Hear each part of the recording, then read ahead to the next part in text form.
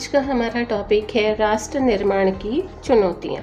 और राष्ट्र निर्माण की चुनौती में भी सबसे बड़ी जो चुनौती थी हमारी एकता और अखंडता कायम करने की, उस चुनौती से संबंधित हम इस चैप्टर में, इस टॉपिक में, इस वीडियो में पढ़ेंगे।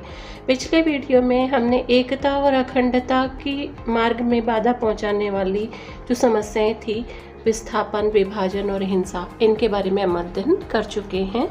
आज के टॉपिक में हम जिन पॉइंट्स को कवर करेंगे उनमें पहला पॉइंट है आज़ाद भारत और महात्मा गांधी का आज़ाद भारत में क्या रुख रहा, इसे हम इस वीडियो में क्लियर करेंगे। दूसरा है रियासतों की समस्या और एकीकरण। ये बहुत बड़ी समस्या थी कि जो बहुत सारी रियासतें थी उनका एकीकरण। नंबर 3, रियासतों के एकीकरण में सरदार पटेल की क्या भूमिका रही। और नंबर 4, सरकार का लचीला रुख। तो आज के वीडियो में हम इन 4 पॉइंट्स को क्लियर करने वाले हैं। अब सबसे पहले हम बात करते हैं आज़ाद भारत और महात्मा गांधी की। तो आज़ाद भारत 1947 15 अगस्त को जब आज़ादी का जश्न मनाया जा रहा था, उस समय महात्मा गांधी कलकत्ता में थे और उन्होंने आज़ादी के जश्न में शामिल होने से इनकार कर दिया, मना कर दिया। क्यों? क्योंकि वो हिंसा और जो सांप्रदायिक दंगे हो रहे थे उनसे उनका मन व्यथित था, वो दुखी थे। उन्होंने हिंसा रोकने की अपील की और एक प्रार्थना सभा का आयोजन किया कलकत्ता के अंदर और आज़ादी के जश्न में शामिल होने से मना कर दिया।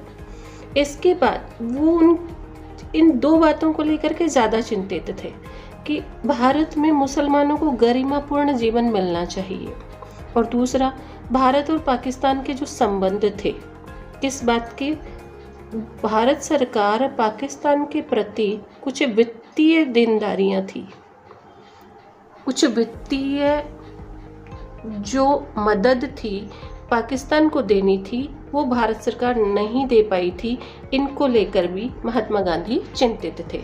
1 महीने बाद जब वो दिल्ली आए तो इस बात को लेकर के कि भारत सरकार अपनी वचनबद्धताएं पूरी करे, इसके लिए जनवरी 1948 में उन्होंने उपवास रखना शुरू कर दिया। हिंसा और सांप्रदायिकता की जो घटनाएं थी वो कम नहीं हो रही थी, लगातार जारी थी। इसी बीच जनवरी 1948 में सरकार पर दबाव बनाने के लिए गांधी जी उपवास पर बैठ गए, इस बात को लेकर कि वो भारत सरकार पाकिस्तान के प्रति जो वित्तीय वचनबद्धताएं हैं उन्हें पूरा करे। इस बात को लेकर के जो अतिवादी थे, अतिवादी हिंदू भी थे और मुस्लिम भी थे, उन दोनों में इस बात को लेकर आक्रोश था। वो इन स्थितियों के लिए गांधी जी को दोषी मानते थे और उन्होंने बार बार गांधी जी की हत्या का प्रयास भी किया, लेकिन गांधी जी सुरक्षा नहीं लेना चाहते थे, उन्होंने सुरक्षा के लिए मना कर दिया। और 30 जनवरी 1948 को एक प्रार्थना सभा के अंदर जब वो भाग लेने के लिए गए तो प्रार्थना सभा में ही एक अतिवादी हिंदू नाथूराम गोडसे ने नाराज होकर उनकी प्रार्थना सभा में ही हत्या कर दी। गांधी जी की हत्या के तुरंत बाद जो सांप्रदायिक दंगे और हिंसा थी वो सब एकदम से बंद हो गए, शांति स्थापित हो गई, लोग स्तब्ध रह गए और सरकार ने जो अतिवादी संगठन थे उनके ऊपर प्रतिबंध लगा दिया। इसके बाद हम दूसरे पॉइंट्स पर चर्चा करते हैं, जो है रियासतों की समस्या और एकीकरण। तो अब हमारा जो पॉइंट है वो है रियासतों की समस्या और एकीकरण।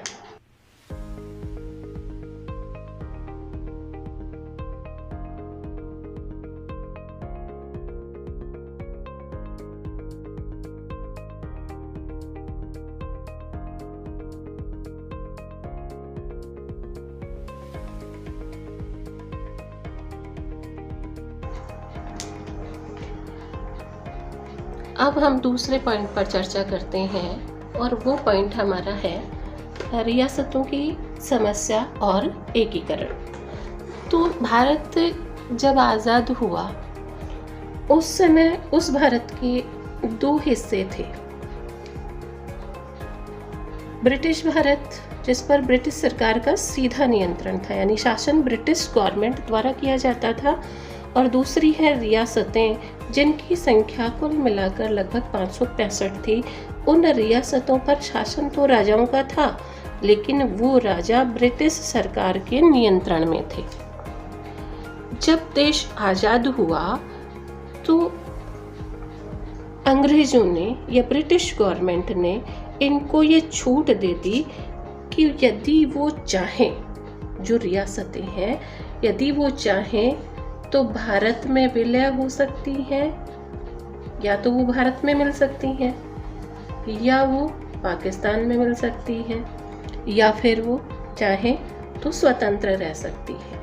ये तीन ऑप्शन उनके पास थे कि रियासतें यदि चाहें तो स्वतंत्र रहें, और यदि वो चाहें तो भारत में मिल जाए, या चाहें तो पाकिस्तान में मिल जाए। इस तरह की छूट से जो रियासतें थी वो स्वतंत्र रहना चाहती थी, लेकिन रियासतों की जो जनता थी वो भारत में विलय चाहती थी।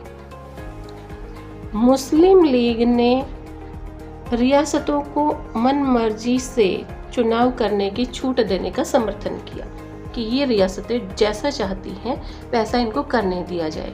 लेकिन यदि हम उस समय का यदि भारत का नक्शा देखें तो ब्रिटिश भारत के अंदर पूरा जो नक्शा है उसमें रियासतें इस तरीके से फैली हुई थी कि यदि रियासतों को स्वतंत्र छोड़ दिया जाए, उनकी मनमर्जी करने दिया जाए, तो जो अखंड भारत का सपना है वो पूरा नहीं होता है। आज़ादी का जो लक्ष्य है हमारा, एकता और अखंडता का, वो लक्ष्य पूरा नहीं होता है। हम कैसे अखंड भारत की स्थापना कर सकते हैं, निर्माण कर सकते हैं। और दूसरा, जो रियासतें हैं उनमें अलोकतांत्रिक शासन चल रहा है, जबकि हमने स्वतंत्रता संग्राम इसी बेस पर लड़ा था कि हम लोकतंत्र की स्थापना करेंगे और देश की एकता और अखंडता को कायम करेंगे। तो इस समस्या के समाधान के लिए जो महत्वपूर्ण भूमिका निभाई वो थे सरदार पटेल। तो अब हमारा जो तीसरा पॉइंट है, सरदार पटेल की रियासतों के एकीकरण में भूमिका। तो सबसे पहले हम बात कर लेते हैं सरदार वल्लभ भाई पटेल के जीवन परिचय के बारे में। तो देखिए, सरदार वल्लभ भाई पटेल का जन्म 1875 में हुआ, मृत्यु 1950 में हुई। आज़ादी के आंदोलन के नेता थे, आज़ादी में भाग लिया इन्होंने। कांग्रेस के नेता थे और महात्मा गांधी के अनुयायी थे, और स्वतंत्र भारत के ये उप प्रधानमंत्री थे। साथ ही हमारे देश के प्रथम गृह मंत्री थे, और देसी रियासतों को भारतीय संघ में मिलाने में इन्होंने सबसे महत्वपूर्ण भूमिका निभाई। इसके अलावा संविधान सभा की मौलिक अधिकार समिति, अल्पसंख्यक समिति, प्रांतीय संविधान समिति आदि से संबंधित संविधान सभा की महत्वपूर्ण समितियों के ये सदस्य थे। इसके बाद एकीकरण में उन्होंने जो भूमिका निभाई, उस एकीकरण की भूमिका पर यदि हम चर्चा करें तो सरदार पटेल ने एक पत्र लिखा रियासतों के राजाओं के नाम, और उस पत्र में इन्होंने लिखा कि हम भारत के इतिहास के एक यादगार मुकाम पर खड़े हैं। हमारा देश अभी अभी आज़ाद हुआ है, साथ मिलकर चले तो देश को हम महानता की बुलंदियों तक पहुंचा सकते हैं। अगर हम साथ मिलकर के प्रयास करें तो हम अपने देश को महान बना सकते हैं। लेकिन एकता के अभाव में हम अप्रत्याशित विपदाओं के घेरे में होंगे। बहुत सारी ऐसी विपदाएं हमें घेर लेंगी जिनके बारे में हम जानते भी नहीं हैं। मैं उम्मीद करता हूं कि भारत की रियासतें इस बात को पूरी तरह से समझेंगी कि अगर हमने सहयोग नहीं किया और सर्व सामान्य की भलाई में साथ मिलकर काम नहीं किया, इस सहयोग भी हमें सर्व सामान्य की भलाई के लिए करना है, तो अराजकता और अव्यवस्था हम में से सबको, चाहे कोई छोटा हो या बड़ा, घेर लेंगी और हमें बर्बादी की तरफ ले जाएंगी। ये पत्र उन्होंने रियासतों के राजाओं के नाम लिखा। इस पत्र का उद्देश्य था कि किसी भी तरीके से, चाहे वो समस्याओं से घबराकर, डर, साम, दाम, दंड, भेद, किसी भी नीति के तहत रियासतें जो हैं वो भारतीय संघ में शामिल हो जाएं। तो इसके लिए हम बात करेंगे अब सरदार पटेल की भूमिका पर।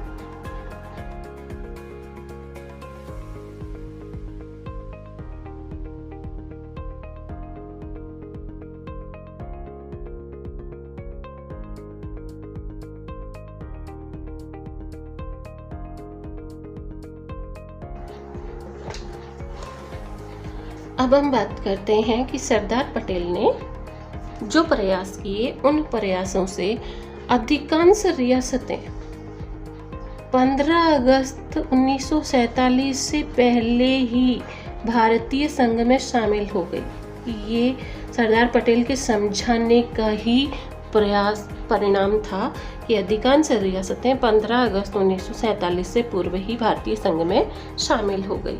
अब ये कार्य हमें सुनने में, कहने में बहुत आसान लगता है, लेकिन ये आसान काम नहीं है, क्योंकि उड़ीसा देखिए बहुत छोटा सा राज्य है, लेकिन उसमें भी उस समय 26 रियासतें थी। छत्तीसगढ़ में 15 और सौराष्ट्र के अंदर तो 14 बड़ी और 119 छोटी रियासतें थी। इन रियासतों के शासकों को समझाना, मनाना और भारतीय संघ में शामिल होने के लिए सहमति पत्र पर हस्ताक्षर कराना बहुत कठिन कार्य था। सहमति पत्र, जिसे हम इंस्ट्रूमेंट ऑफ एक्सीशन कहते हैं, उसके ऊपर सरदार पटेल के प्रयासों से लगभग सभी रियासतों ने हस्ताक्षर कर दिए, लेकिन 4 रियासतें ऐसी थी जो ये मानने को तैयार नहीं थी। उनमें कश्मीर, हैदराबाद, मणिपुर और जूनागढ़। इन रियासतों के एकीकरण के लिए भी सरदार पटेल ने प्रयास किए और इन रियासतों का किस प्रकार से भारत में विलय हुआ, ये हम अगले वीडियो में पढ़ेंगे। अब हम बात करते हैं चौथे पॉइंट की, भारत सरकार का लचीला रुख। तो भारत सरकार का लचीला रुख जो था वो 2 कारणों से था कि पहला, विभिन्नताओं को सम्मान देने के लिए। लोकतंत्र की पहचान है विभिन्नताओं को सम्मान देना। और दूसरा था, विभिन्न क्षेत्रों की मांगों को संतुष्ट करने के लिए उन्होंने रियासतों को आंतरिक स्वायत्तता देने की मांग पर लचीला रुख अपनाया।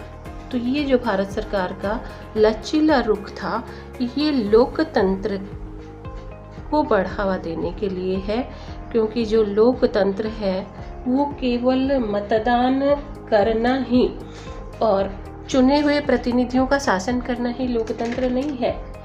लोकतंत्र के अंदर ये चीज़ भी शामिल है कि विभिन्नताओं का सम्मान किया जाए और विभिन्न क्षेत्रों की मांगों को संतुष्ट भी किया जाए। तो इस तरीके से आज के 4 पॉइंट्स हमारे क्लियर हुए। अगला जो वीडियो आएगा उसमें हम मुख्य रूप से बात करेंगे हैदराबाद और मणिपुर की जो रियासतें हैं, इनका एकीकरण कैसे हुआ, भारतीय संघ में ये कैसे शामिल हुई, और बात करेंगे भाषा के आधार पर राज्यों के पुनर्गठन की।